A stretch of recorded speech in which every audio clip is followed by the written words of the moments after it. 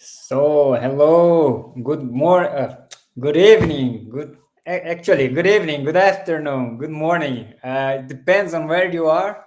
Welcome to the Out of the Box Developer today. My name is Hugo. I'll be hosting the session today, and we are reaching the end of the year, and I believe that many people are.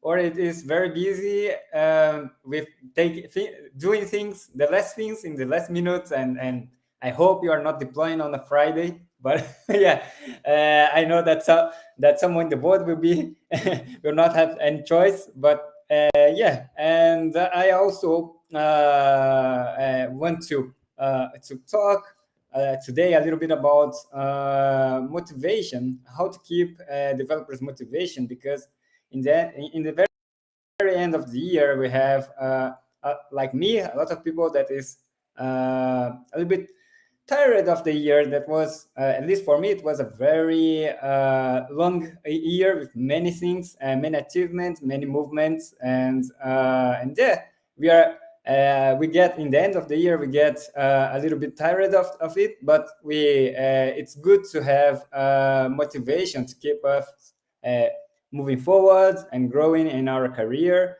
So to help me with this discussion, I would just call my good friend Mani Sarkar. Hey Mani, how are you, man? Hey, Hugo, I'm good. How are you? Long time no see. It almost feels like it's been a month, but actually we met 2 weeks ago, isn't it? I'm really good. Thank you very much. Yes. And I like the topic this time. I wonder who must have suggested it, but it's a good topic about motivation and good tips not to deploy on a Friday.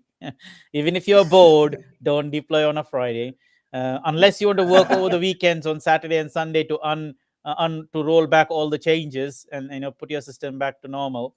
That's purely your choice. But it's great to be here, and yes, it's the end of the year.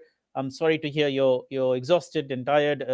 You had a long year, and not just a long week and a long day, but a long year with lots of ups and downs. So I'm hoping you're going to get the chance next 7 days to unwind.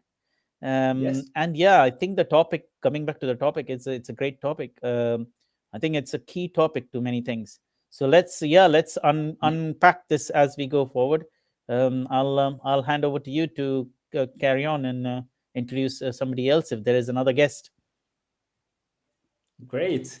And yeah, there's another guest to contribute here on the discussion, and I want to call Pedro Cavalero. Hey Pedro, how are you, man?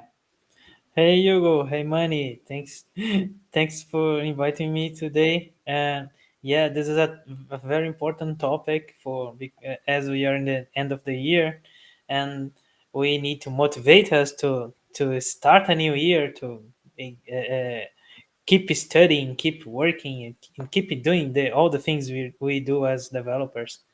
And yeah, many said, oh, don't don't deploy on Friday. Well, I just deployed on Thursday. I think it was already already complicated, but everything worked fine, and then we are here, uh, relieved. If As you you can have good tests, unit tests, and integration tests working fine, I think you every can relax much more. Yeah, for but sure. still, Great. it's still a good idea not to deploy on a Friday, even if your tests are running fine. Yeah, good. Yeah. I If you agree. can avoid.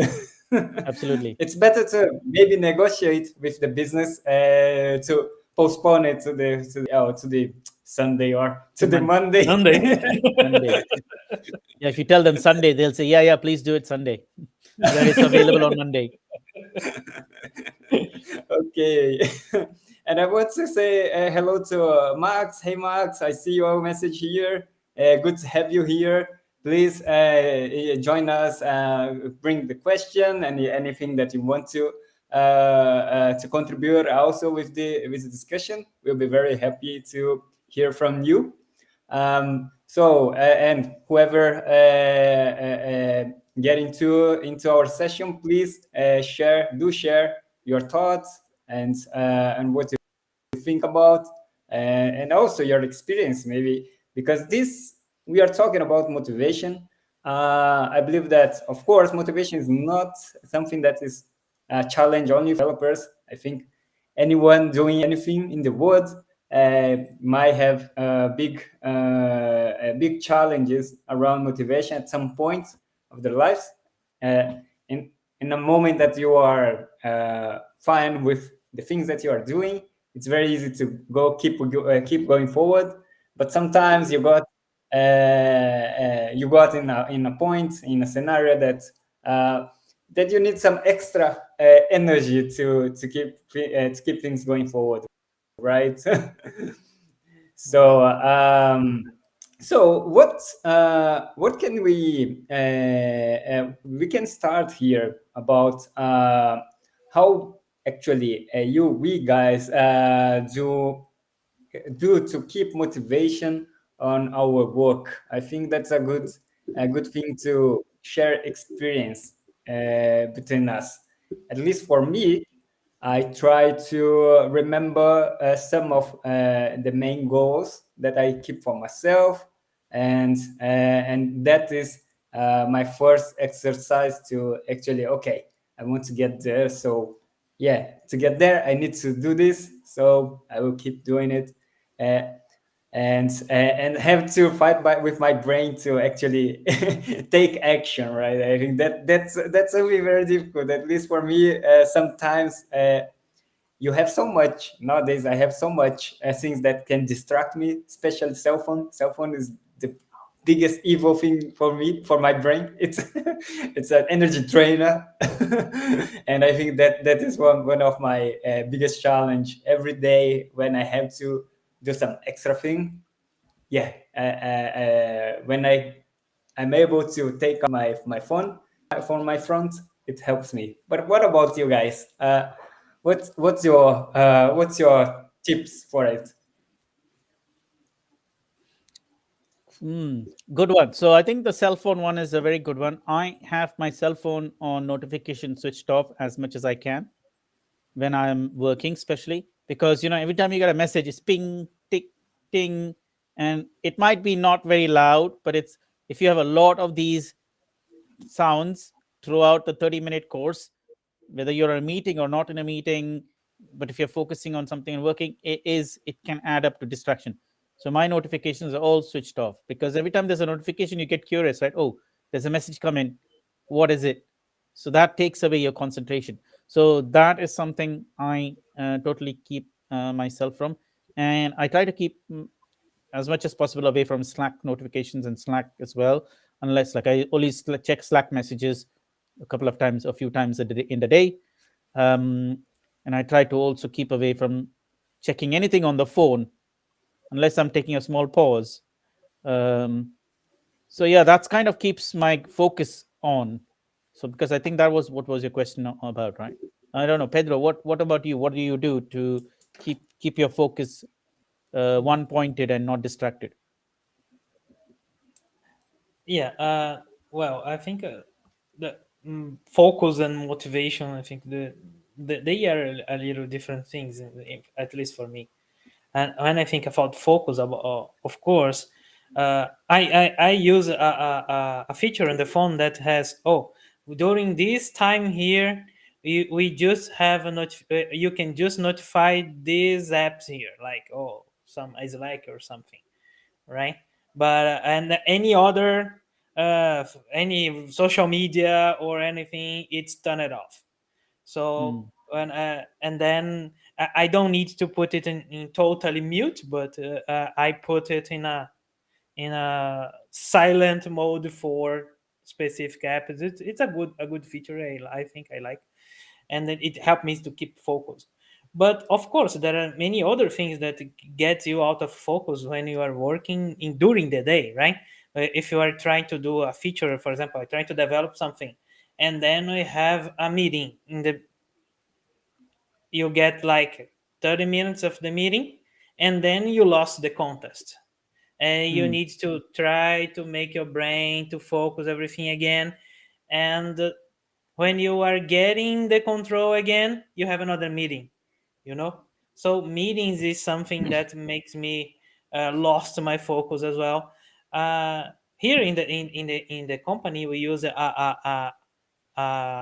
application together with Google Calendar. It calls Clockwise, and this Clockwise is a really interesting tool that allows you to define like focus time.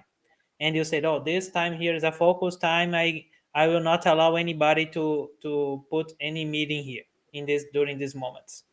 Or you can just put another break between meetings if you wanted, something like this. So it helps you to have focus time to get the things done. So this is something that I do during the day, right? uh, but yeah, but This what's keeping me clockwise. motivated is something else, I can say. Sorry, I was to ask if this clockwise application is something that is free that we can share here to our audience. Yeah, Clockwise, it has a free version, and it has Free a version. enterprise version. Yeah, so you can try. I just shared the link to the website. Is that the one? Yeah, this one. Getclockwise.com. Okay. Great. Hugo, you may That's want to one. share Just that share with to the the audience. on Yeah. the Good chat. share, Pedro. And yeah, I Yeah, actually agree. interesting one. Concentration, focus, and motivation may be separate things, but you may notice that when you're not motivated, your focus and concentration is also not there, For right? sure. Right. And when you are motivated, then anything you pick up, you zoom into it. That means your focus and concentration is available. Of course, you're motivated and you're driven, but then there are distractions happening and you're allowing those distractions to happen. So now Mhm. you're not taking advantage of your motivation flow, right? Then you're Right. not gearing yourself into focus and concentration. So that can be separate things at that time. But at least I feel motivation, like I've seen that in this whole week actually, that the moment I was not motivated, then I couldn't focus on something. I had to just let sit, and I know I was less productive. Let's say whatever I was doing, I wasn't Hmm. productive. I wasn't into it, like, zoomed into it, like full focus and full concentration. That is something um, we need to watch for and try to see as much as we can reduce and work on. But So that is a different motivation as well, right? Because there's just like focus and concentration. Focus could be very much, um, well, it depends. Concentration could be very much what you're doing now and you're concentrating on something, but focus could also mean like a more broad medium to long term thing, right? Because I have a goal I'm focusing on. I'm not concentrating on a goal. You wouldn't say that, right? You're Hmm. concentrating on something that is near term, whereas you're focusing on something that's medium and long term, right? So similarly, motivation has also got two or three terms, right? What you're motivated about can in a day-to-day basis, your motivation can go up and down. But on in general, you're motivated to do something, right? Like for example, you're motivated to do, like I'm motivated to do certain things. Of course, it's greater and lesser and different types of the day, but Hmm. in general I have a high motivation about something, or a low motivation of something, and that there I cannot put any energy, right? So in fact, the question that Hugo came up with, how to keep developers motivated, there are two levels to it, right? We're not talking about their daily motivation, right, which will go up and down. We're talking about their general motivation when they're working with us.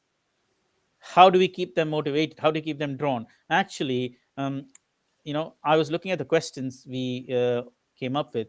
um, Before we even motivate the developers, we were actually talking about how do we attract good developers to a project or team. How do we create good developers if you can't find them?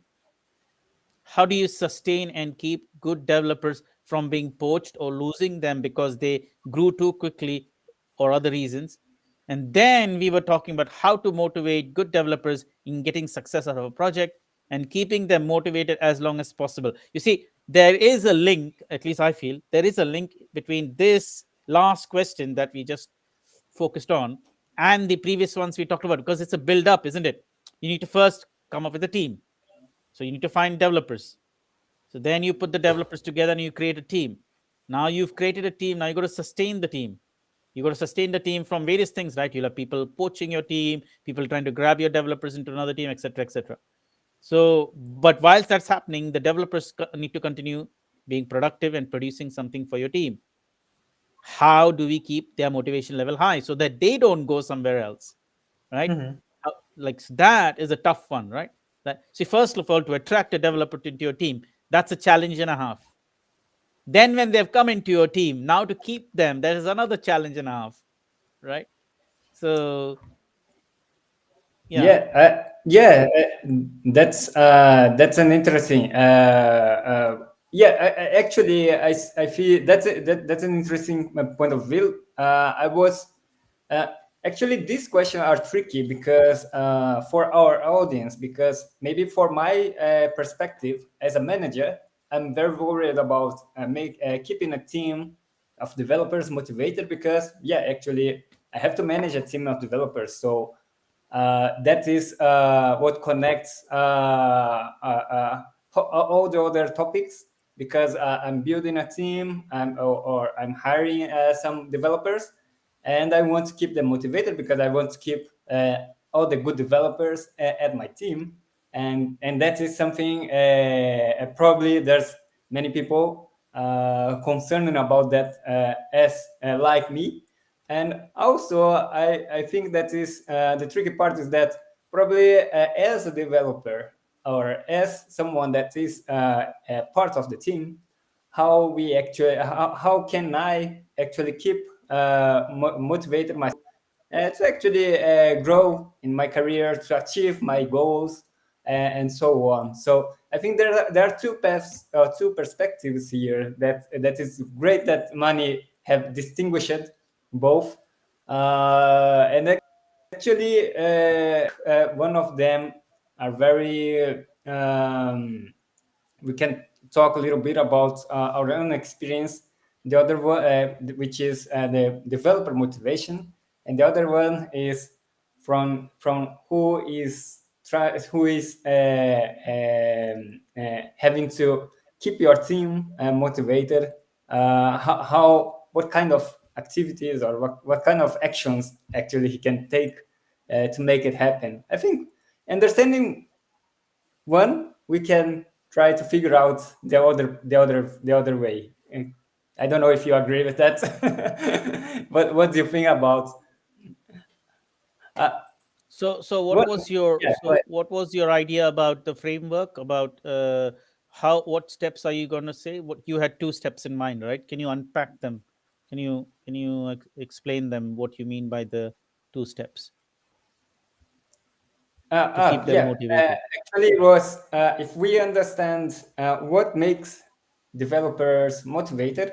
I know that motivation is something very personal, very individual. So maybe it's not the same thing for every developer, but somehow we are connected with the development tasks.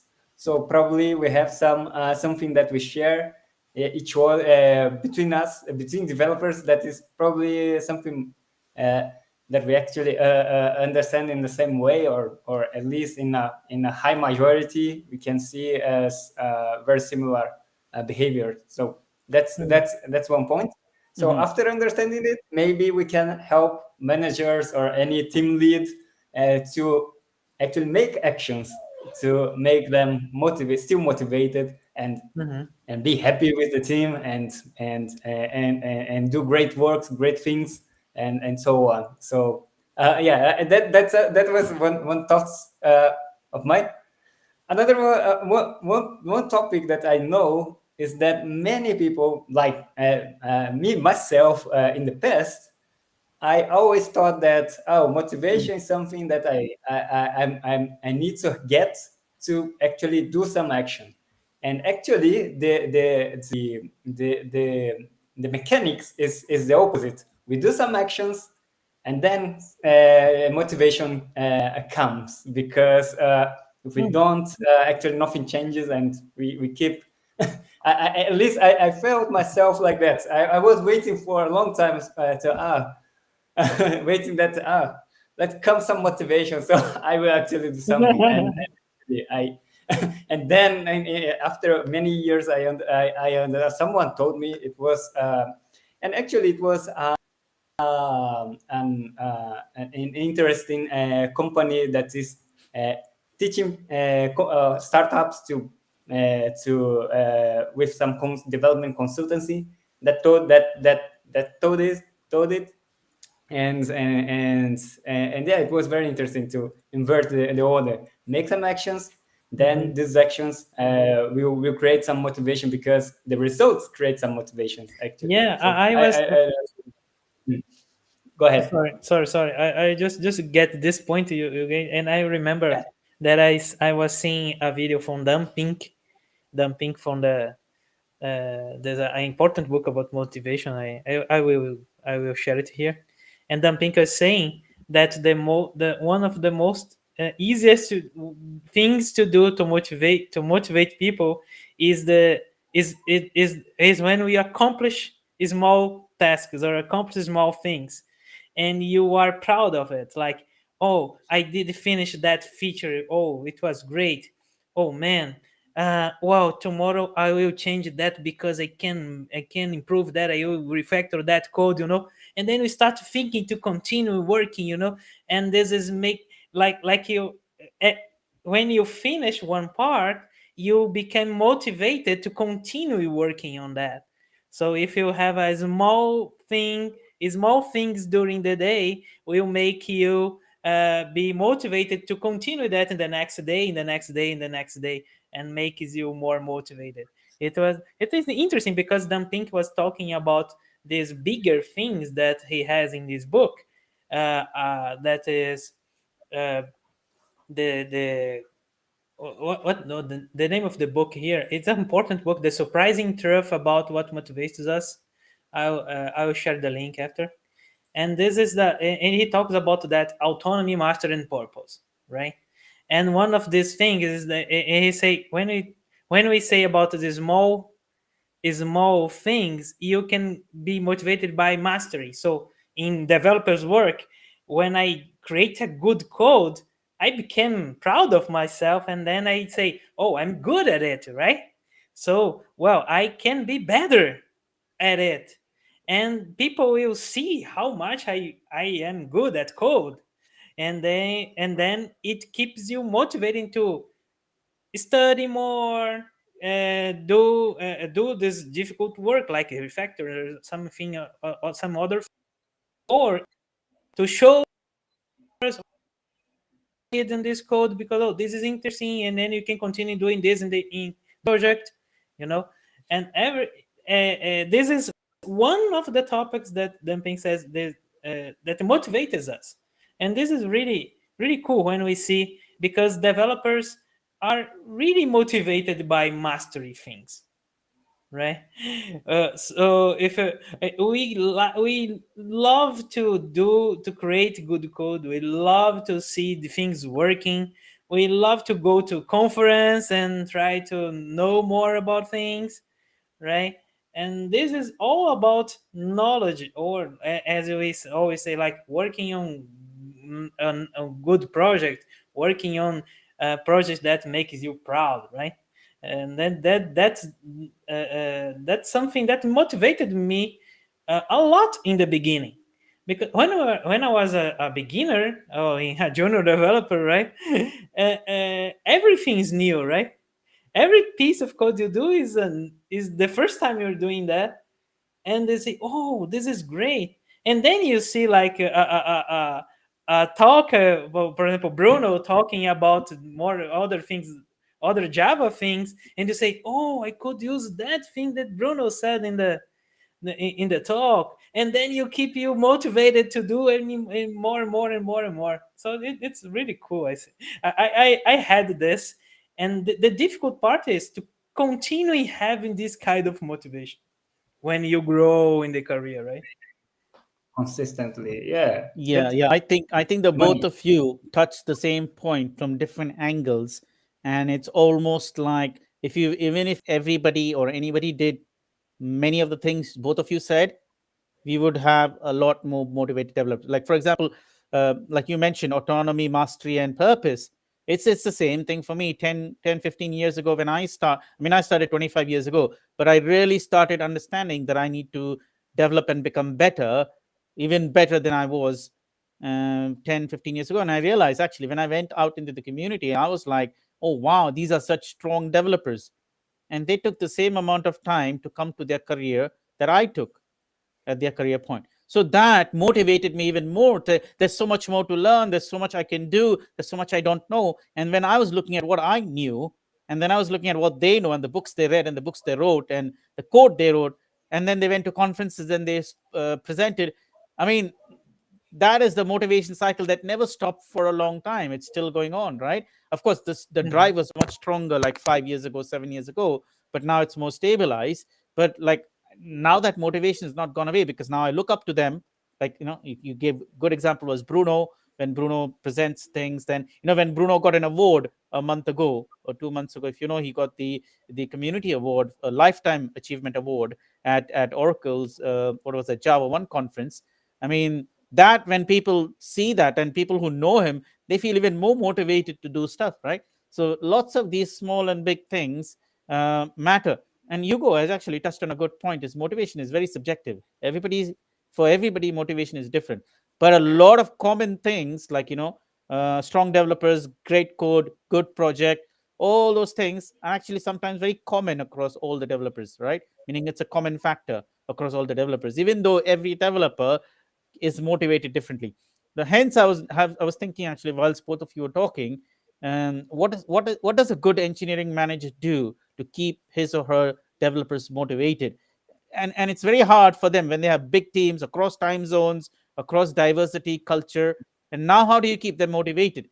So you do common things, right? You do common things. Common things would be allow them to build Easter eggs in the application, right, within reasons, of course. or allow them to I have never allowed that. Good. allow them to have hackathons once a month where they come up with their own ideas, and if the idea is good enough, they can bring it into production and they'll get rewarded, right? Or and many companies do that, or have them work on their personal projects and present it. And also the same thing, if their personal project adds value to what the company does, you build it into the system and things like that. So that way you kind of whatever everybody's doing outside their work, you allow them to blend that into the work, and then you keep them motivated, because of course work requirements may always differ from what you're doing in your personal life with projects or whatever, right? So a good manager will always try to see, how do I keep my developers motivated, by having to allow them to continue doing what they're doing outside work in the professional sphere. And if those things are attractive, they can, or useful, and they bring value, they can share it with the rest of the developers. They can even create a project to make it part of our code base, or open source it, and then we support them. There's so many angles to it. Like if people like to develop games, allow them to write games that they can contribute and play with. People like to write plugins, then form these action groups where people are writing those plugins and talking to each other about it. If somebody wants to explore AI, then create those communities, those smaller communities within your organization, and maybe allow a Slack channel to develop around it, and then people go and share things, and so that's going to keep people motivated. I mean, this is one of the many things that I'm sure good engineering managers have great things in the pipeline. Like this actually gives me I have actually repeated this several times in several sessions. There is this guy called the engineering manager called Fred George. The idea behind he has this concept called developer anarchy, and I've actually explained this. If somebody remembers, I don't know, Hugo, you may remember, maybe Pedro, you remember as well. So this engineering manager was very unique. What's that? Did you say something? Developer what? Developer anarchy. I'm going to share the link. Okay. Yeah, so I will explain to you what he does that, and I think that is also a good way to keep developers motivated, and developers of all kinds of different skills, all kinds of different programming languages, backgrounds, polyglots, you name it. So what he does is that so he's written an article on InfoQ, and I'm going to share that in the chat. Let me know if you got this. the author has written the article on. So in short, a very simple idea of what he's doing is he's a developer engineer. Sorry, he's an engineering manager, and he runs teams, and the teams have various skills, right? They come from various backgrounds, right? And they have business requirements, right? The business wants them to write code and develop solutions. So what he's doing is, and they haven't, and see, every company has this. You don't know what is the best combination of tools that are needed to develop a solution for your company, right? A lot of times people say, oh, we developed it in Python, and then we realize actually this wasn't the right tool to develop it in, but now we cannot scrap it because we spent so much time and money on it. Management's not going to allow us to write it in another language. So what Fred George has done, he's working on the edge a little bit, is he makes the teams work on a particular language in a particular sprint and develop the same application. So 1 or 2 sprints, they will develop it in Clojure. Then after that, they will experiment everything and then do everything Clojure. The same tool, the next sprint or sprint 2-3 sprints later, they'll write it in Scala. And then after that, so they'll throw away. In some cases, they throw away the code because they're not so precious about the code. What they're trying to do is trying to explore a tool to find out if the tool is suitable for the business domain they're trying to problem solve, right? And then they keep on doing this. And what he does, he cross-pollinates the developers. So for example, if this team is writing the code in Clojure, the whole team is now made up of mixed developers. Somebody from Python, somebody from .NET, somebody from, they've never done Clojure before.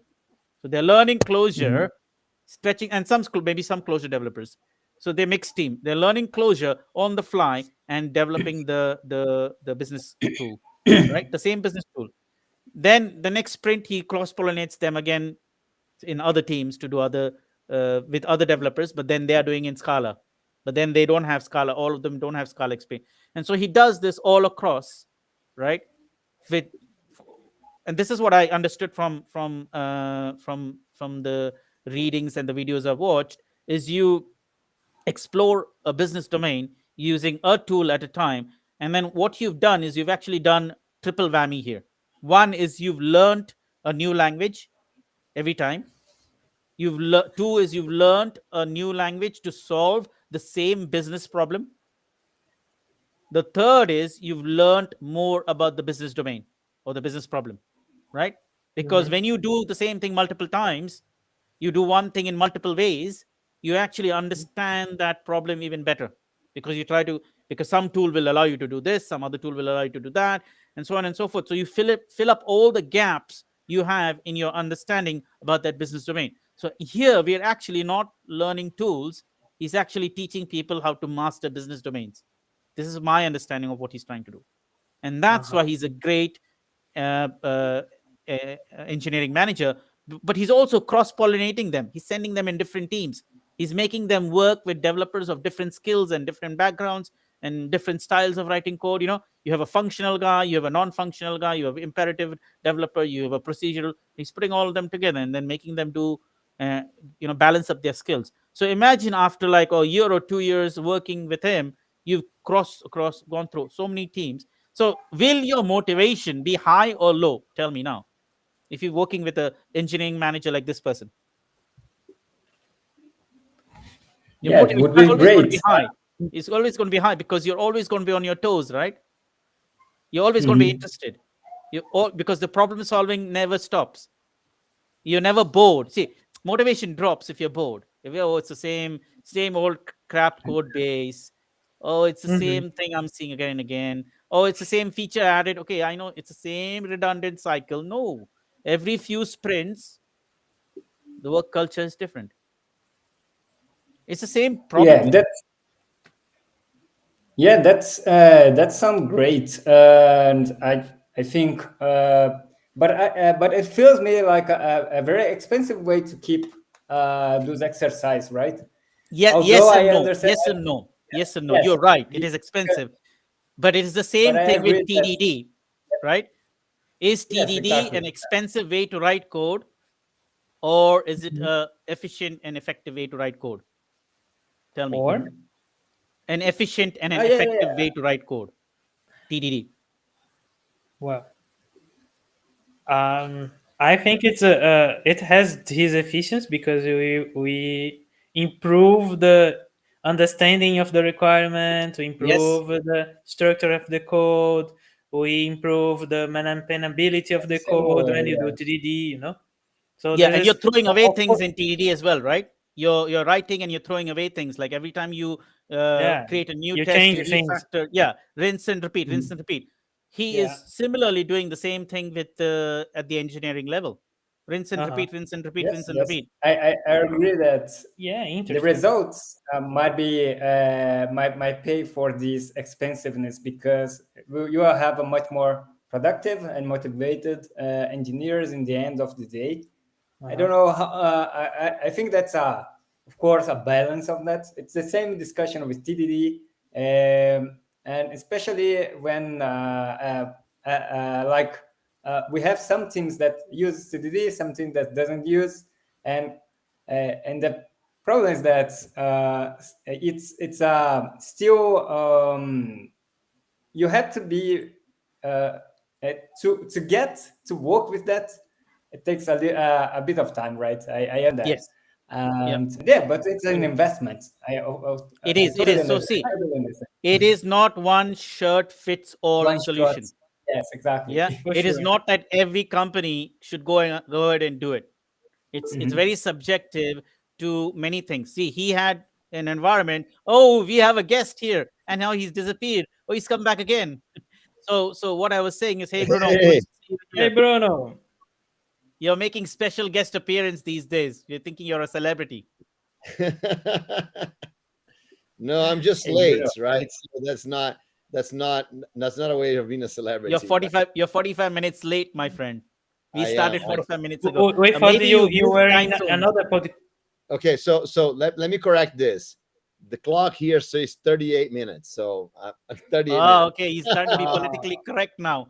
Wow. Well, you could be right. You could be right. We started 5 minutes later. You're right about that one. Right. Yeah. I think Pedro, you Everyone- stopped yourself from asking something. Maybe you want to ask it. Be brave and ask it. You're going to ask something. You're going to tell Bruno something. Maybe you are in another what? What pod? What? Another podcast. Yeah, we are thinking that you are creating another podcast, and then Oh, you were there. Yeah. no. I was in another meeting that I told Hugo before, right? That I I had this other meeting that was probably gonna run over, and but that's I'm here, right? So I'm here because this is the last meeting of the year, right? It's so Yeah, amazing that absolutely. we've done this the whole year round. Now Yeah. I don't want to interrupt the discussion. I was watching here before I joined. I was watching for a few minutes of discussion about the doing solving problems in multiple different languages and all that. So I think that's a pretty interesting way of practicing and being better, right? So I'm not sure if you're still got in that discussion or not, but that's the one I got. Yeah, that is the discussion. In fact, I'll tell you a smaller version of this practice. So first of all, like anything you do, there needs to be buy-in, if you know what I mean by buy-in, right? Hmm. Yep. Because anything you do, whether agile, TDD, best practices, you name it, there needs to be a buy-in, uh, horizontally and vertically, Hmm. right? Uh, Mhm. Wide and up, right? So if there is no buy-in, you will not see productivity. It will not even move forward. So I have had the good fortune to work with a few such people from the community who know about the developer anarchy concept, but they never wanted to do the developer anarchy concept. But they did tell me that, Mani, we like to work with you because you try to do one thing in 5 different ways. Because the stage which we are just now, we need to experiment and find out which of these 5 ways are good for us. Hmm. Because we are a Mhm. small team, we cannot just put all our eggs in one basket, right? Hmm. We need to figure out Mhm. in the early stages where we want to go. And also we want to experiment and find out if this is even a viable thing to do. So when you do things in 5 different ways and solve it in 5 different ways with 5 different combinations of solutions, then we can see which we can see so many different things that it gives us a better understanding of what we are trying to do.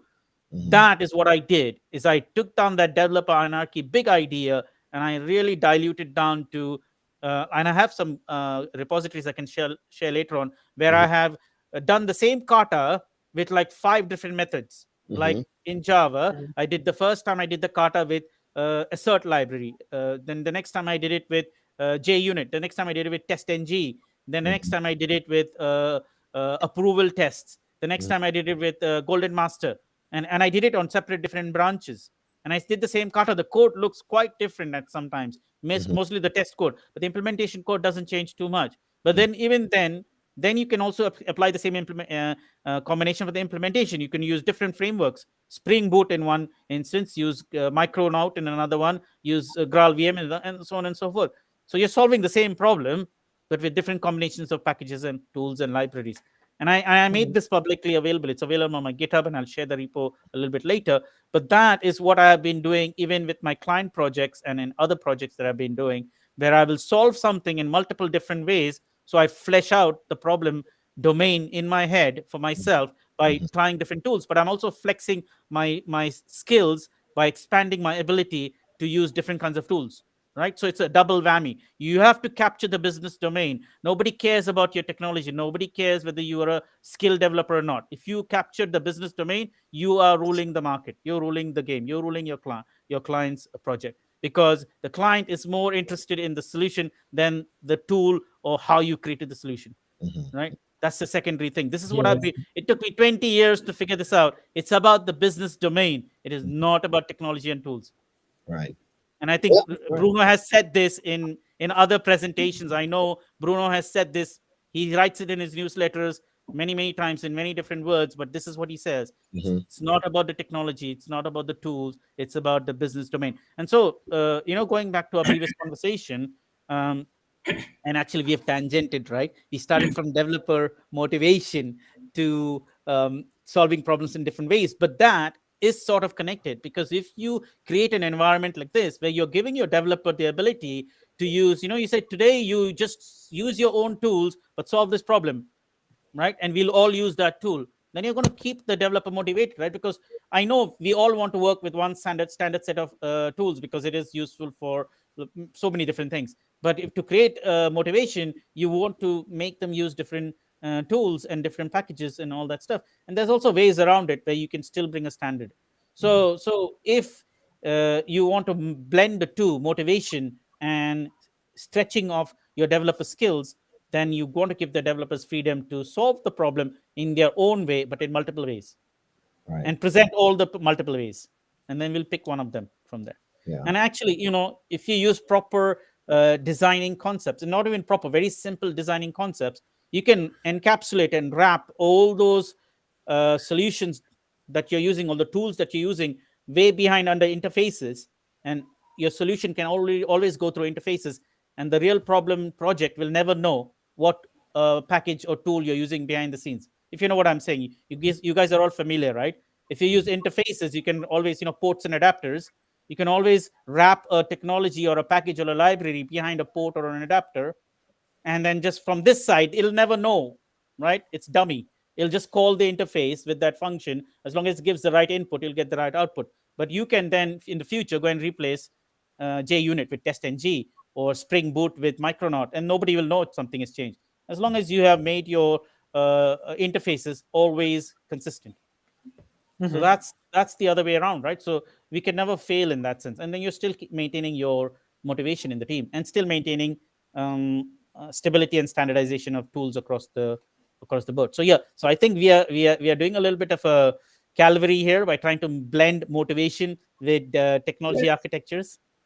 Yeah, I was seeing here in the article you shared that the guy is saying that they did all that work re-implementing in different languages, but they say, what manager allows you to rewrite the core of the system 3 times? No managers. That's why we don't have managers. I'll say, oh. Yeah, they are a self-managed team. They are after you've been cross-pollinated so many times, you don't need a manager. You can always manage yourself because they have a system in place. They know how to run the Jira ticket flows. They know how to run the CI/CD. Everything is almost standard in place. And they know that once they move from a Scala team to a Clojure team, They'll have to just switch their thinking a little bit, voila, and they're able to solve that problem. And they're now able to solve any problem, because once you exercise your brain so many different ways, it's like doing martial arts, or doing those martial arts where, or some of there are some of those martial arts where you have to learn multiple techniques, and you have to Mhm. learn multiple ways of doing things, and goes through lots of trials before you actually master something. So this is Mhm. what actually the word kata is a Mhm. Japanese word, which, Karate. if you research it, you already know what it means: practice of Mhm. a skill, of a of a trait. For I sure. feel, Yeah, but I want to hear Yogo's opinion about it, because we're saying oh we yeah, don't need but managers. What do you think about it? what I would be No, doing. but Hugo is not worried about it anymore, because there is some new change that has happened where he is not worried about the manager title. Is that right, Hugo? Oh, well, I think if we enter into the discussion about if we need a manager or not in the team, I think we're gonna start a whole new discussion. And I think my suggestion is to keep this discussion for the next session, because it will be great to Okay, have some great idea. insights. I think it will be great. Great idea. Yeah, We, good that we we need have. topics for our next discussion, Yes, anyways. future topics. But one thing that I want to add, yeah, go ahead, Pedro. You Yeah, want I to? just want to comment, because all this discussion here is is another topic of Dumping's framework, right? This autonomy, and say, oh, if you give autonomy to people, you improve the motivation, or you maintain people engaged. And this is Absolutely. all the discussion here is one way to create this kind of autonomy. But you said other ways, like hackathons, or having, you bringing your own project Yeah. to using the company. Uh, all these things are improving the autonomy thing. Not only Yeah. no managers, no managers would be a complete autonomy, I can say, but Yeah. not. But there is lots of things I can for to improve that, and I can say that, for example, I was in a hackathon last week, and that hackathon was we had a little autonomy, but the autonomy to create and to create things. If you had an idea, you could do it and try, or if you don't have any ideas, you can enter in the team, right? Oh, Mm. I don't have any new idea, but I like the idea from my friend here. And then we could see people. I could say I was in the middle of the hackathon when Brazil was losing the game, Oh, and yeah, I was really heartbroken in that moment. But in the middle of hackathon, you still keep motivated. No, we need to do that. So are we gonna present that? Oh, you need to add this new feature here. And then we are in the middle. I was like organizing that feature with other people, and that thing makes me motivated, and even I forgot a little about the game, about the Brazil losing the game. But that's the thing I say. It's a small autonomy. It was like 2 days that we mm. have all these things, and then when we got motivation, we got more engagement of the people. We got people new different people from the company, because I was working with different people from my own team, and everything, all these kind of things improves the motivation, and then makes you don't want to leave the company, as Yeah. one of our questions, right? There's one Yeah. question: how do we keep the developers there? Yeah. Yeah. And then and Absolutely. when we say that we improve the motivation, we're using all these techniques like improving mastery, autonomy, and everything, and we can make our company a better place to stay, Hmm. and you don't want to go, right? Yeah. And this is Absolutely. I think all these questions, as you said, they are all connected. And when Hmm. we take the motivation to the beginning, we can say, oh, my company is a very good place to work, and then you're gonna like to work here. Come Hmm. join us. right? Yeah. So And you'll go and tell all your the- friends and everybody else in your network. yeah, I for example, I'm enjoying my company now, and I say, oh, I want to bring my friends to work with me, Hmm. right? So Absolutely. all these things are connected. You put people in from to get people to your company. You can make people enjoy working there or and keep Mhm. it working there. Using all this technique, you keep they motivated, and then you can get new people in. Yeah. And then the cycle continues. Yeah. Yeah, really cool, I can say. All Yeah, those absolutely. motivations is really, really important. Yeah, absolutely. Hugo, you were going to say something as well. Or did Yes. you? Yeah, but that was interesting ad from Pedro, because what I see that about motivation that you guys said, if I wrap it into some words, and actually before going to my thoughts, I just want to drop a question for my for the audience. What actually motivates you in the to become developers, or to stay as a developer inside a company? And actually, there's another question, that is, what dismotivates you to stay on a company? Maybe those two questions.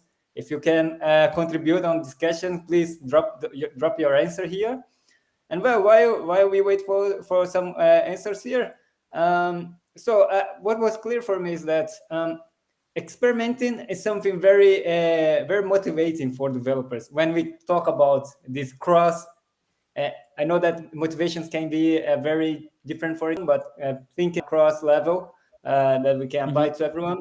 Experimenting environments, I believe that what Manny said, yes, if we have a way to experiment things, it's a great way to keep things interesting, to explore new things, new ways to build things.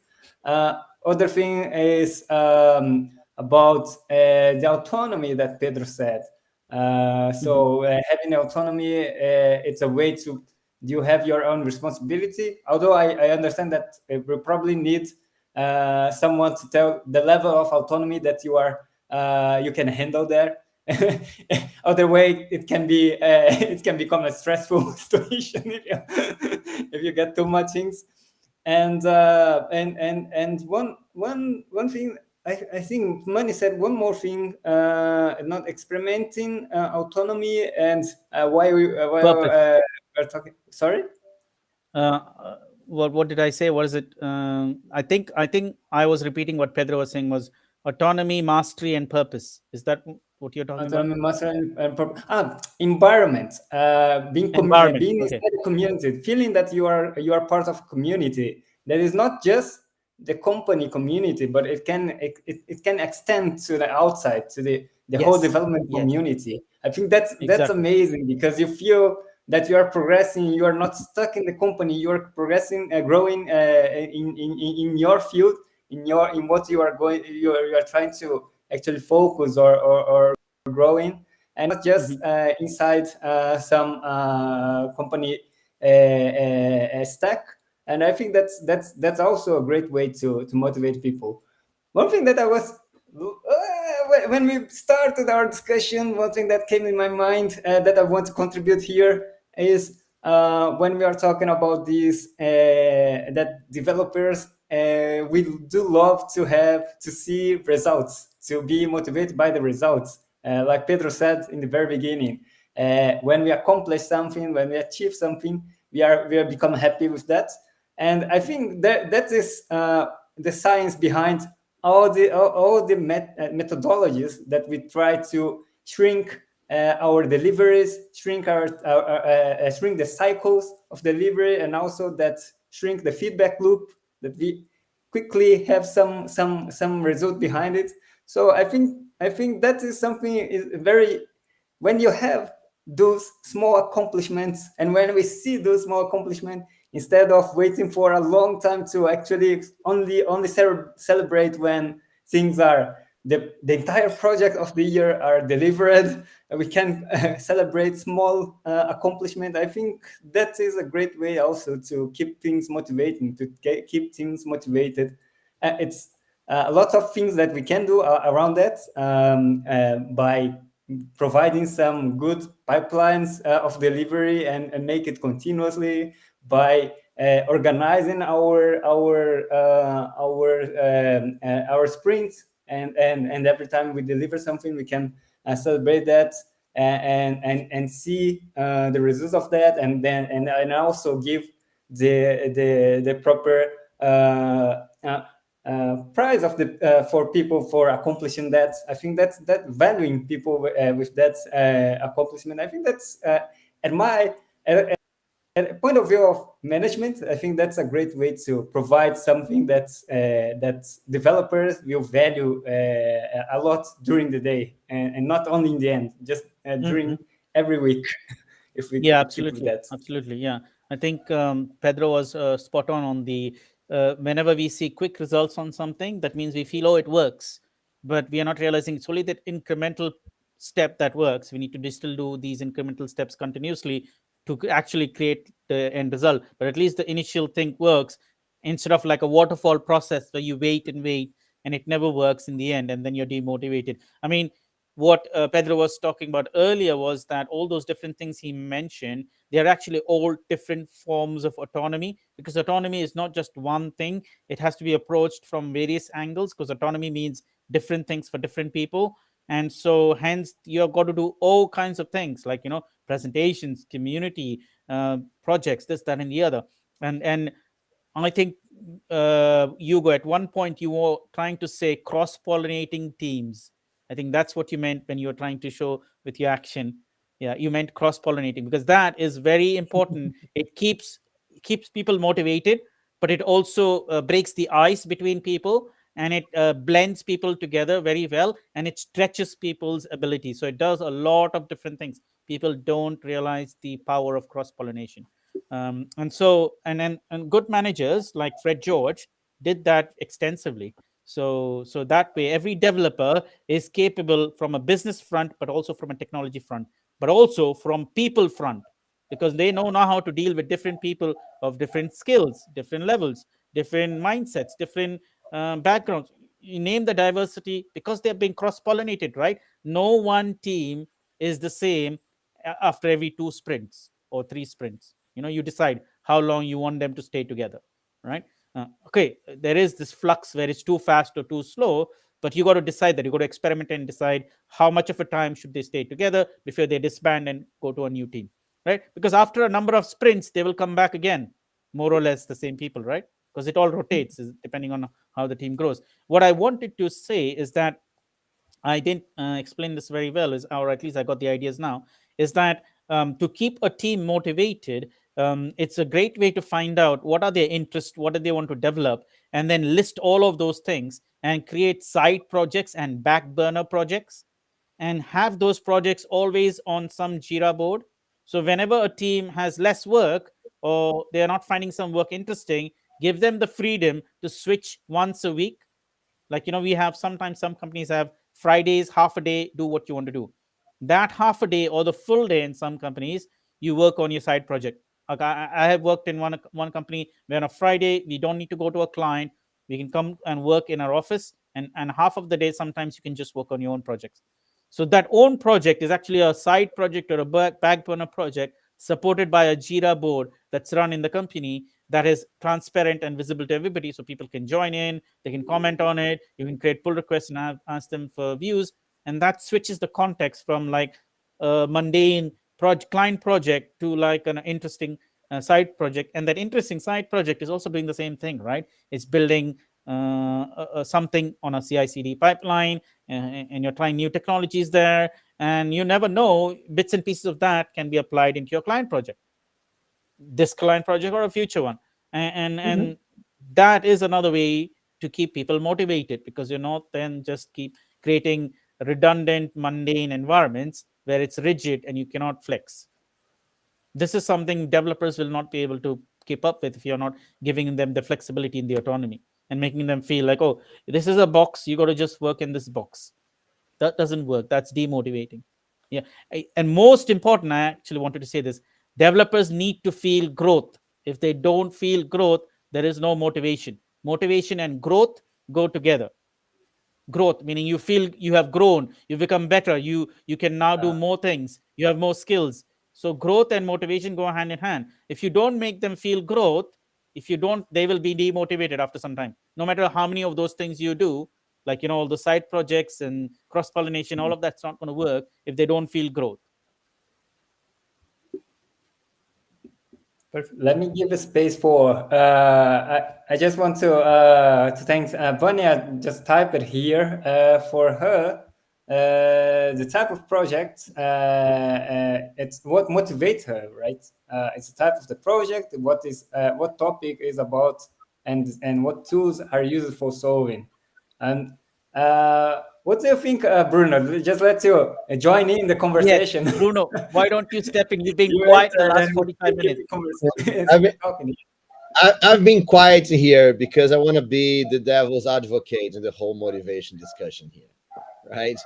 I love that for Vanya, for example, there is a specific type of things that she's motivated about, right? Project topics and new and tools and everything. But the problem with motivation is that motivation is it's like this activation energy, right? Motivation is that thing that gets you started on something, right? It's activation energy. And we don't actually have a lot of motivation, right? Our brains don't live on motivation. And every time I see companies, right? And look, I think all those ideas are great, right? From all the ideas that you guys are talking about, the whole discussion about being autonomous, right? I think that is the important thing. Why? Because motivation is a much more internal thing than an external thing. It's much more something that you do to yourself than something that your company does, right? Your company is already motivating you. It's paying you, right? Here's money, right? So do it, right? Now, you are the one that turned that into real motivation, because you have money because you want to buy a house for your family, right? You want to have a trip to Hawaii, right? You want to go see a friend in London, right? And go meet him there, right? You create the things that you want to do, right? The things that you are going after, right? And I think that's very important, because the reality is we don't have a lot of motivation in our life, man. If we needed motivation to do everything that we do in our lives, right, we would not even be able to leave the house in the morning, because by the time that we're about to leave the house, our motivation would be run out, right?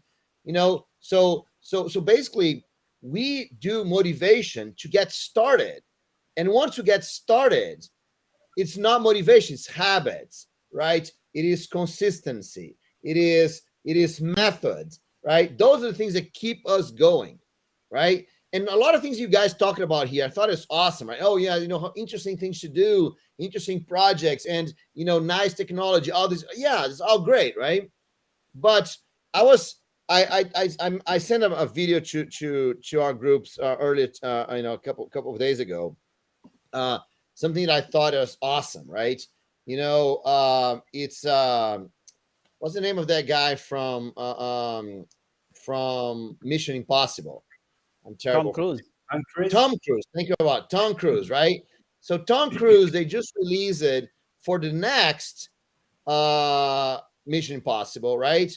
They released this video of Tom Cruise doing the biggest stunt from the history of cinema, right? And it's you guys should watch it, right? It's just maybe we can just put the link here. I have the link right here. So and it's just a YouTube link here. So I'm just gonna put it here on the chat. I think I can just go in the chat, right? So Mission Impossible, right? Is that the 2023 version? Mission Impossible 7. Yeah, I think that's gonna be the next one, Okay. right? I just shared it. I just put right there, right? So no, so that's not the Mission Impossible. I think that's another video. It's the one that he's practicing for doing the stunt, right? And so Okay. so if you see what he's doing, right? So I mean, it's a crazy stunt. I mean, he's actually going on a motorcycle. He's jumping off of a cliff, and then he parachutes on the cliff. Right, that's him. It's not a double. It's him. It's awesome, right? It's amazing. Now, for doing that, he does for more than a year, he practiced to do that. He does more than 500 parachute jumps, right? He does more than 1,200 motorcycle jumps, right? The guy's a machine, right? He's crazy. And just think about this a minute. Doing a parachute jump, man, can there be something more amazing than that, right? It's like awesome, right? It's not, oh, your job is to parachute jump. That's awesome. But 500 times? Oh, man, right? It gets a point that's not fun anymore, right? Going on a motorcycle, that must be, oh, man, I have lost my connection here. No, you're you're here. here. You're fine. We can hear Okay, right. you. So, okay, cool. So jumping on a motorcycle, man, that must be awesome, right? But 1,200 times, man, come on, right? So I think that's the problem, right? You can do amazing things, right? But if all you're relying on your career, all you're relying on your project is to be motivated, it's gonna get a point that you're gonna say, man, I don't want to do this anymore, right? So then that's why there is motivation, important, very important, but there's also habits, there's also structure, there's also method, right? That once you're motivated to get started, but once you get started, you do because you have to do it, right? So just something for us to think about, right? So that's why I think for all of you that are watching us here, right, it's important that you have your own personal motivation, right? You have to do things because you want to do it, right?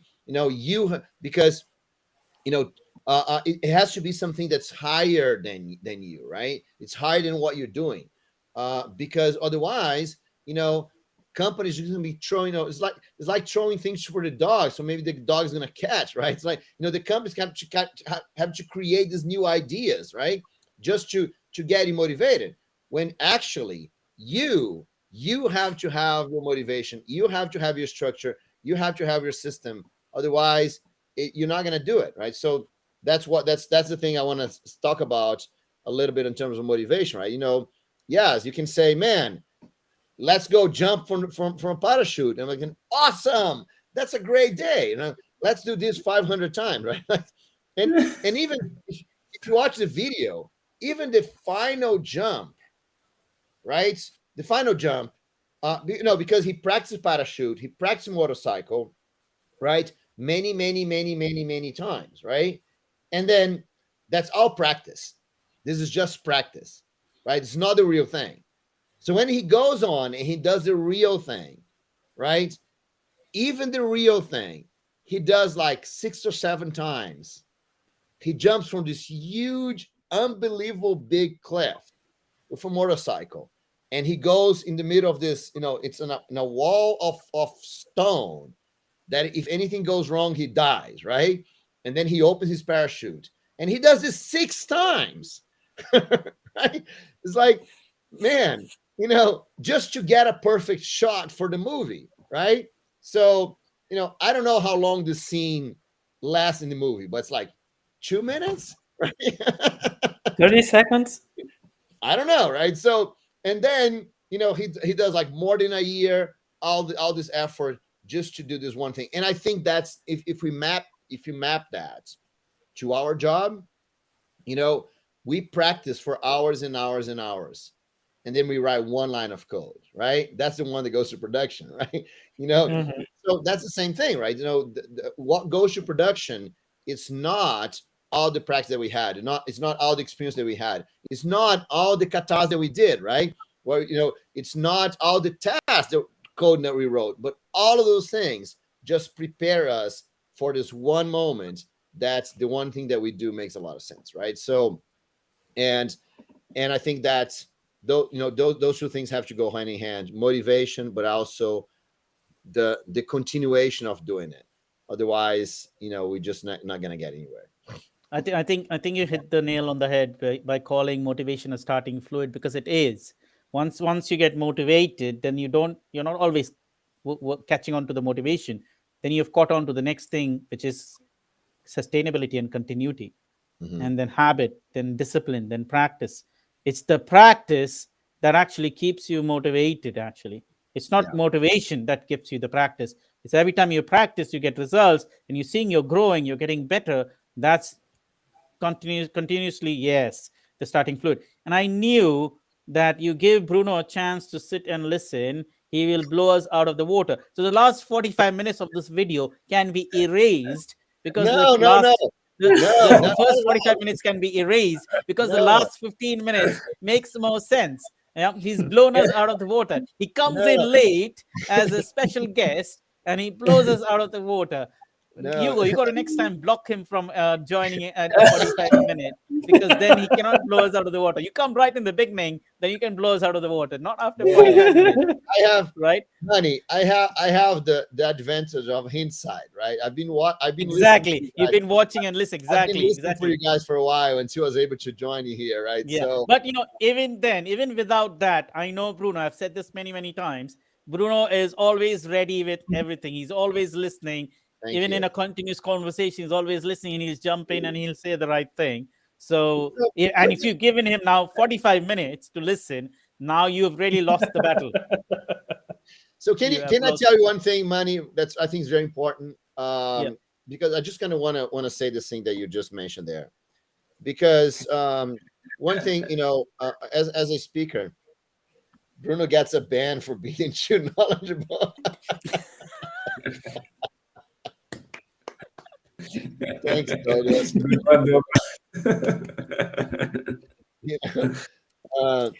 Okay, so no, but one thing that I think is it's very important, and I think all of us can benefit from there. Lots of people tell me, "Oh, I don't have courage to come and speak," right? Or you guys do this, you come all in a panel, and I don't have the courage to do that, right? Because I'm shy, or I have I'm introvert, right?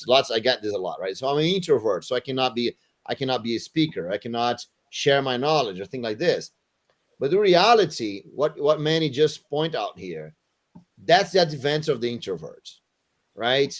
Because the introvert can just listen, and sometimes that's all it takes, right? You listen, and then you add something to the conversation, right? Whenever you're ready to add something to the conversation. So if you're listening to us here and you're shy and you're introverts, right? I do recommend that use that to your advantage, right? And so thanks, Manny. I'm the guy that stays in a conversation, a party. I'm the guy that just sits there listening because I love to listen. No, but yeah, right? You've changed the role. You've changed the role this time around because normally when you join, you're blending with us with every conversation. Of course, you're always you're always on the top of the game and you're listening and you're firing the right shots and all that stuff. But today you've changed the game quite a bit. Today you're really quiet and introvert. That is dangerous, right? For us. Dangerous. Right? Yes, three of us. Right? It is a dangerous and hence in 15 minutes, you've blown away 45 minutes. Yes. Listening. Look, guys, if there is one skill, talk about not needing managers, you talk about autonomy, you talk about all those amazing things that you guys are discussing. And if there's one skill they're going to give you all of that, is listening, right? So listening is a good skill. And it's hard, man. Lots of times it is hard. Yes. Because it is hard and embarrassing. But it is, most of the time we try to listen so we can speak, right? Oh, what I'm going to say, right?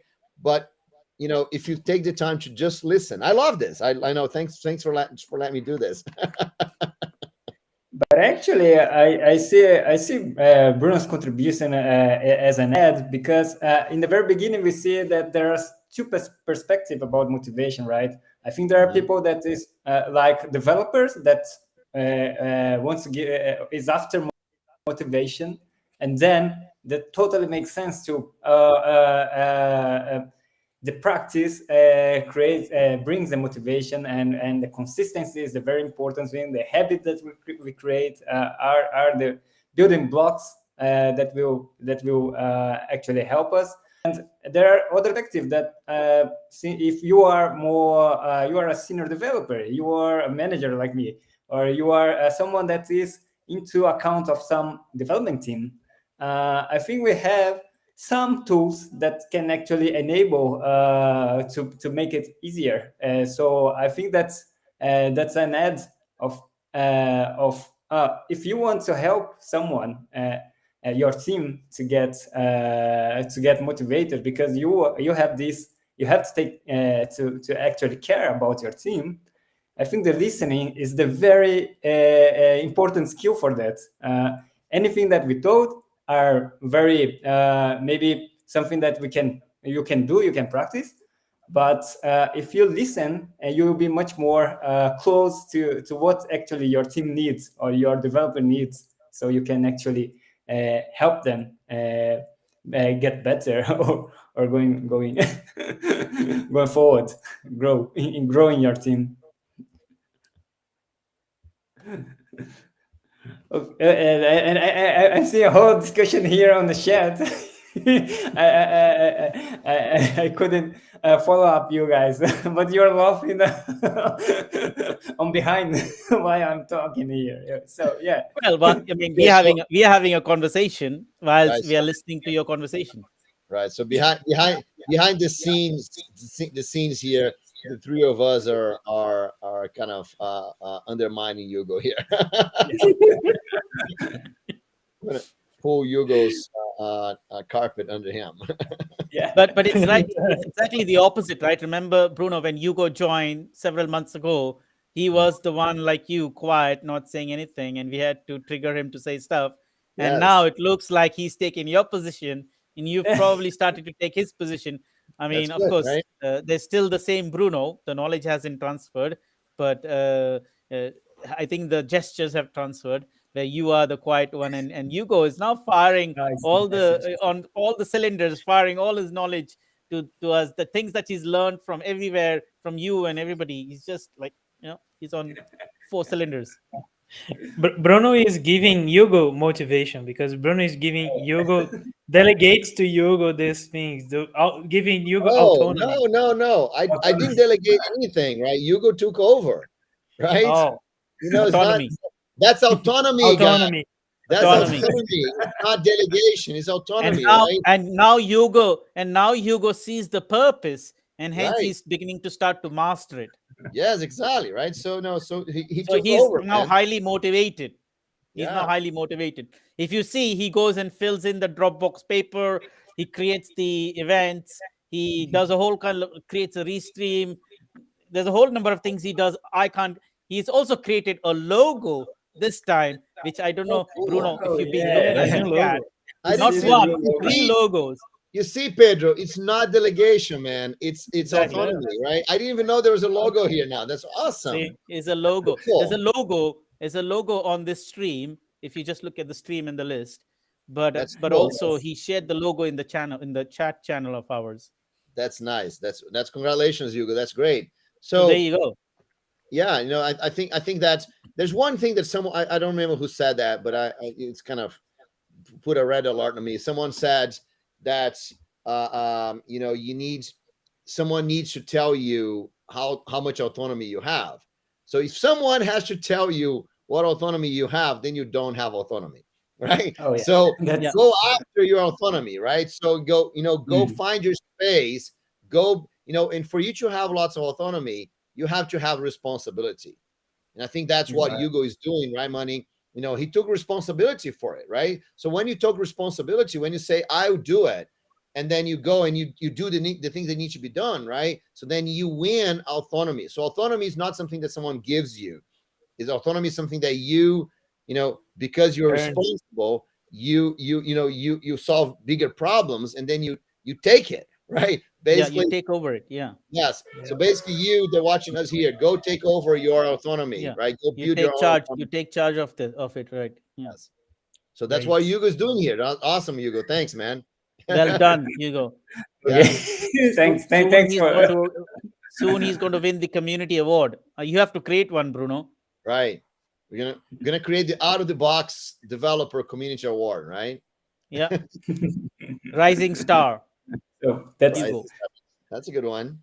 I don't know. Usually we need to come with more better names. Like Rising Star sounds maybe something, but maybe Hugo is is deserving a more stronger title than just Rising Star. I'll leave this with you, Bruno.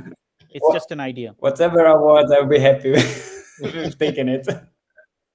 But yeah, I think that's a great opportunity to actually wrap up today and start sharing our books, right? I think Right. that was So now that Hugo is all red because we're talking about him, let's wrap up, right? That's perfect. yeah. Let's grab this opportunity. Let me grab this opportunity. Yeah. Let's do that. So I don't know. Yeah, who wants to start with sharing the book? That's our tradition here. Yeah. So go ahead, I Bruno. just mentioned I want to start with the book then, because I came late. Great. I didn't think about the book, but when Manny was talking about being listening and then I start talking about being shy and all that, I remember that my book about speaking is exactly the low-hanging talks, right? And it says ways for you to speak even if you're frank shy, right? So that's actually the title of my book. So that's the one I remember. So that's the book I wanna quickly put out here. So that's the book right here, and I'll put the link there, right? So 4 plays and 5 tips to become an amazing speaker. So basically the idea is that you can have even if you're frank shy, if you never spoke before, that's a great book. Here's the link. I'm gonna put the link in the chat, and that's a QR code right there too, but I'm gonna just put the link in the chat. So and it's free, right? So I'm gonna start with that book. How about that? Yeah, I think it's a great one. It totally blends with what we just said about communication and listening and speaking and stuff like that. Right. Okay. So I'm just going to put it in the chat here. All right. Okay. So that was mine. And the reason I'm suggesting this book is because, first of all, is because it's free.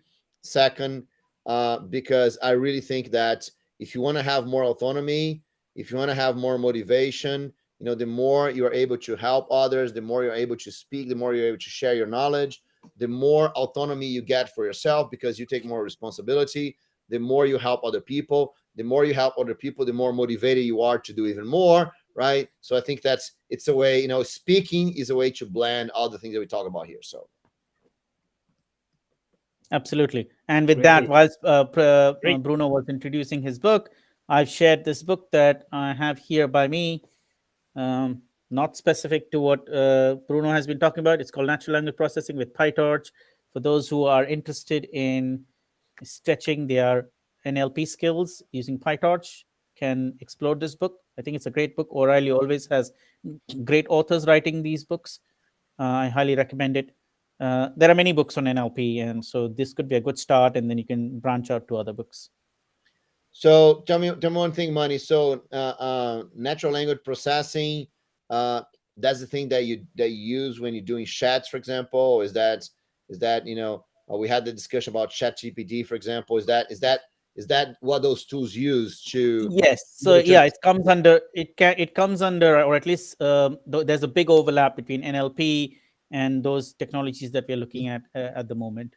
Cool. But NLP can be much broader than that. It could be a lot of taking a lot of text and understanding the text and making that text various things you could do, like converting into a rule-based system, or converting into a model, or converting into something that is searchable, and then there's the whole gamut of things.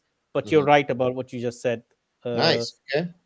No, I'm just saying that this is one of the biggest areas of research and evolution that we have right now, right? Because absolutely. That's awesome. Cool. Very good. So, and amazing. It is connected to communication. So that kind of cool. Amazing suggestion, Manny. That's great. Thanks. Thank you. Okay. Well, I'm gonna suggest the Dan Pink book, The Surprising Truth About What Motivates Us.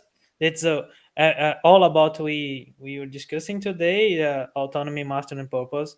And this is the Dan Pink has a fantastic TED talk that started all this thing, right? That is, it's easily find in the in YouTube here. It talks about this all this motivational things we discussed here. So I think it's a classic. It's a good suggestion to this topic. That's great. So Great. one question, Pedro. Hmm. Does Drive suggest you ideas of things that you can do yourself? Sorry, I think I didn't get. Is the book Drive, right? It talks about motivation, right? But does it Yeah. also talk about actions that you can do yourself? Yeah, it's to understand what all of how we motivate ourselves, like why we sometimes we something that we motivate that should motivate us doesn't, and then we start understanding all this all these three important things that we discussed here, and then we try to we started to see this in our lives. So this is the interesting thing. Show. Awesome. That's great, man. Oh, including Douglas just mentioned it here that he needs to reread Drive. Looks like I have this one in my library already. Yeah, Great, that's an Douglas. important one. And from my side, if you entered here because you are worried about your team and you want to help your team keep motivated, there's a book called Culture Code: Secret Highly Successful Teams. So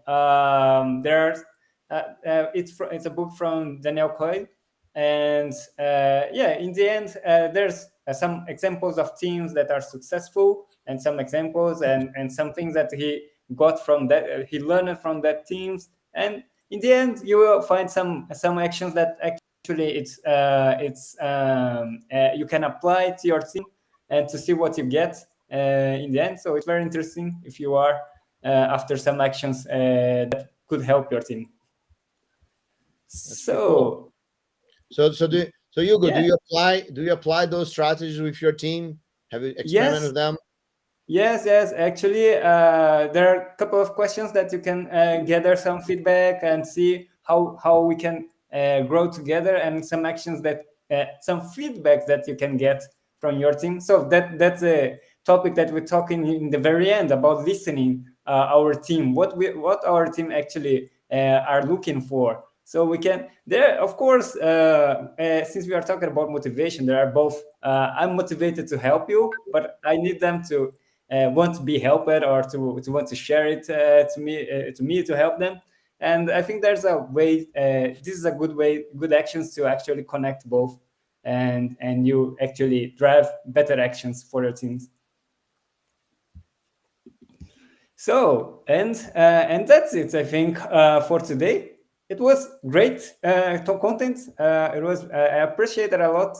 I hope who is listening us also enjoyed the discussion, and yeah, keep following us. This year already ended already, or at least this is the last session of the year. And but of course, in the next year we are back here and with a lot more content. And yeah, please keep following us. And if you have anything that you want to that we discuss here, bring here, and have all these great minds here sharing their experience, yeah, it will be very happy to do so. So yes, and next year, maybe we can have more guests, right? So we can have some special guests yes, coming in, right? So let's work on that. So if you guys have any suggestions, right? So if you're watching us here, if you have any suggestions on what topics you wanna learn or you wanna see about discussions or guests that you wanna us to invite, right? So by all means, let us know. And so thanks everyone. Thanks Hugo. Thanks Manny. Thanks Pedro. It was awesome to spend this year with you guys. Such amazing conversation. I don't even know how many conversations we did, but it was an amazing conversations. I think that's a good moment for us to thank Manny for having the original idea for us to start doing this. So I don't even know when we started, like several months ago. But thanks a lot, Money, for having the idea, and for everyone that's listening here. Have a blessed Christmas. Have a great start of 2023, and let's be together on 2023 so we can do more. Thank you, Bruno. Great Yeah. words. And I'm humbled that you think I started it. I think we started it together. And I think we know when we started it. We started it on Chinese New Year, early February this year, 2022. Oh man, so has been Yes. basically a year then, right? That's Yes, awesome. it is. It has been almost 10, 11 months. That's And great. this is the 14th session. Of course, we haven't been doing 2 sessions every month. Sometimes it has just been 1 session, but recently we've been doing 2 sessions a month. So this is the 14th session. So roughly we did a session a month, more or less, this year. And going into January, and we haven't completed 1 year of our inception. So in February, we'll complete a year. Hopefully, we'll be able to add a few more sessions to this session. And yeah, maybe increase the number to 16, 17, 18. We don't know. It all depends on our free time. But yeah, thanks, Bruno, for believing in me and doing this together. Because, as you know, Bruno is a lifetime community award winner. And I'm just coming up into this thing recently, so I'm not a big star like Bruno is. So if someone like Bruno is agreeing to collaborate with you on something, it is a highly privileged thing for me, right? So where is Bruno and where is Money, right? So Money has to climb up to that level. So this is the humility of Bruno, the down to earthness, and it takes a lot of time, and he's created this platform on his this area and opportunity on his platform, and then he's invited Hugo, and then after follows Hugo is Pedro. So to add to that, Bruno was earlier mentioning about suggesting guests. I would also say, if you would like to be a guest on our channel, on our podcast, you have 4 Twitter handles here. Use any one of them or all of them and ping us, and we will get back to you. And we will make space for you for the next coming sessions, because as I said, we still have 2 more months to go to complete a year. We could at least do 4 sessions, if not 3, if not that 2. You could be on one of those sessions, and you can come with a topic, or we will help you figure out a topic among all the topics we already have. So we don't have a less of topics. When we talk to Bruno, there's all kinds of topics coming out all the time. So yeah, thank you very much to Bruno, to Hugo, to Pedro, and everybody who has come to this session for this whole almost a year since February. Especially the audience, they've been adding a lot to the conversations. I know some of our guests. I know Pedro used to be our audience. He's now an audience and a guest. So that's also progress for us. And yeah, listening to us and sharing your own ideas and finding value in what we are saying, and basically acknowledging that all of these really mean a lot to us, because that way we feel motivated to do this kind of a session every 2 weeks, right? That's our motivation. With that, I'd like to close with a good thank you, and have a blessed Christmas and a happy New Year, and see you on the other side. Cool.